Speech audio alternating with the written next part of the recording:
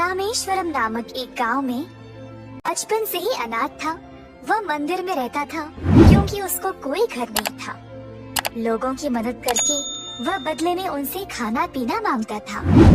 अब क्योंकि बालू का अपना परिवार नहीं था, वह गांव के हर किसी को अपना ही मानता था, परंतु गांव में कोई भी उसकी परवाह नहीं करता। बालू को बहुत बुरा लगता था। कभी कभी उसको बहुत सारा काम करने के बाद भी ठीक से खाना नहीं मिलता। बालू हमेशा बड़े बड़े सपने देखा करता था। मंदिर में बैठे बैठे बालू सोच रहा था कि वह अपने सपनों को पूरा कैसा करेगा, जब उसने मंदिर के पंडित को बचा हुआ दान चोरी छुपे चुराते हुए देखा और घर की ओर निकलने लगा। पंडित ने बालू से कहा, हे बालू, आज का प्रसाद भी खत्म हो गया है।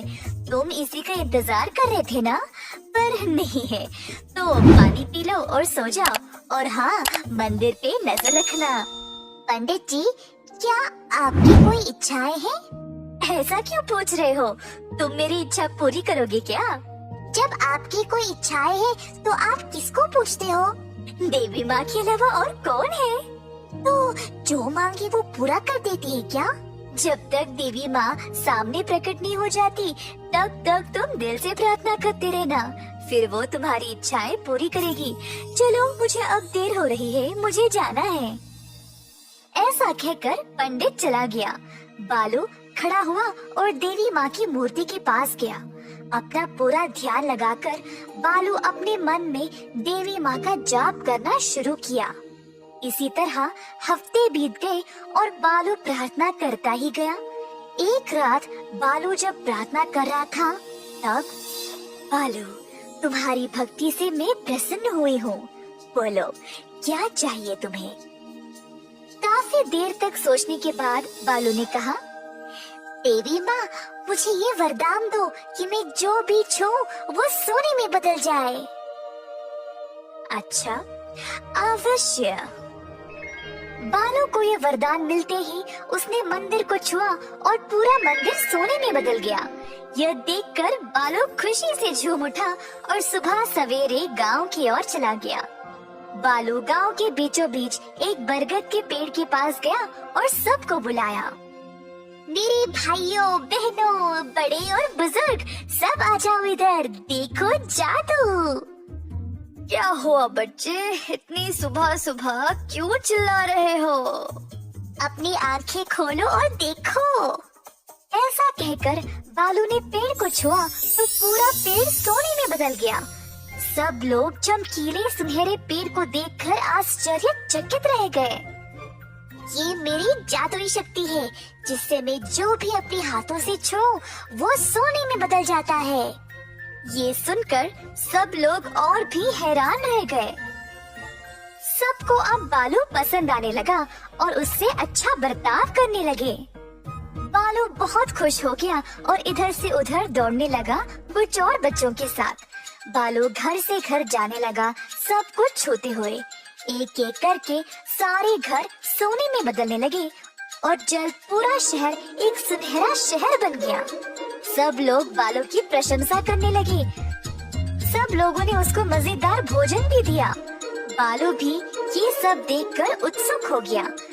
टोकरी से जब उसने सेब को उठाया तो सेब भी सोने में बदल गया और बालू उसको खा नहीं पाया। ये देखकर बालू दंग रह गया। उसने सोचा कि अगर ऐसा ही रहा तो उसको भूखा मरना पड़ेगा। फिर उसको पानी पीना था, पर पानी के मटके को छूते ही पानी और मटका दोनों सोने में बदल गए। बालू को समझ नहीं आया कि अब वह क्या करे। उसकी शक्ति उसको भूखा और प्यासा रख रही थी।